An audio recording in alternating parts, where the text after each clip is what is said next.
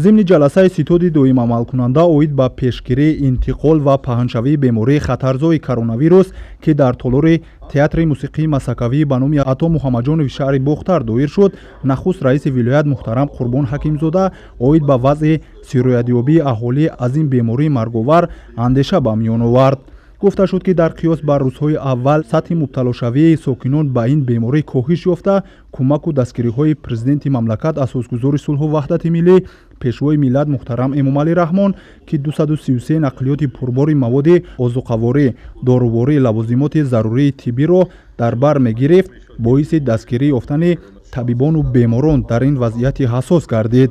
محض رسیدن مقدار زیادی داروواری و دیگر لوازمات ضروری فعالیت طبیبان را در سمت معالجه بیماران گرفتار کرونا ویروس و التهاب شش آسان نموده، نتیجه ها در این جاده نظررس عنوان می‌گردد. قربان حکیمزاده در ادامه سخنرانی همچنین مربوط به سفر کاری پرزیدنت مملکت به شهر و ناحیه‌های باختر، جیهون، دنگره یادآور گردیده تاکید داشت که شماره مؤسسه‌های طبی طبق دستور پیشوای ملت باید زیاد کرده شود و متخصصان با تجربه به کار جلب گشته بیمارخانه‌ها با تجهیزات و واسطه‌های معاصر طبی جهازانیده شوند.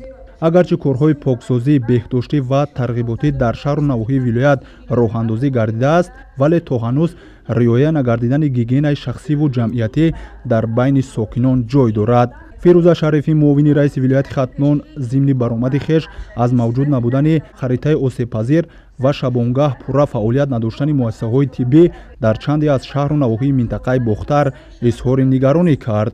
اگرچه شدت پهنشوی پاندمیای کرونا ویروس در ولایت کاهش یافته باشد هم کارهای بی‌ضررگردانی را به تدریج باید زیاد نمود.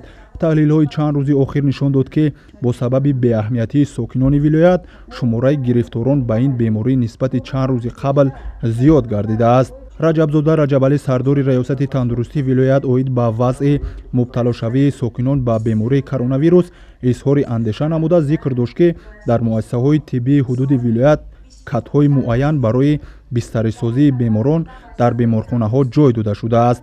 مریضان مبتلا شده به این بیماری مدت 14 روز به карантин فرا گرفته شده، پس از مرخص شدن به خانه‌ها سلامتی آنها دوام 14 روز بعدی تحت نظارت طبیبان منطقوی قرار داده می‌شوند.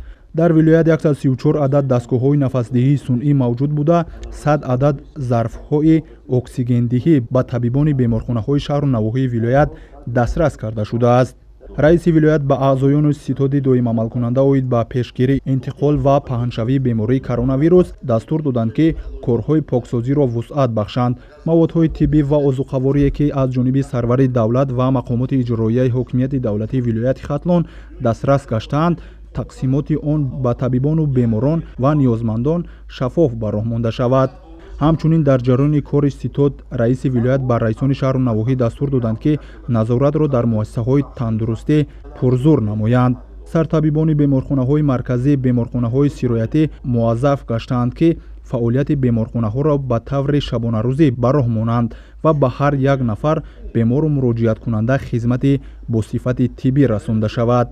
در مجموع افزود رئیس ولایت ما باید ضد این وبای عصر دستجمعانه مبارزه بریم و سالمی جامعه را که بایگری دولت و ملت است از این خطر حفظ نماییم. منوچهر حسنов، فخرالدین کریمов، ابوبکر بابویف، اخبار شهر باختر.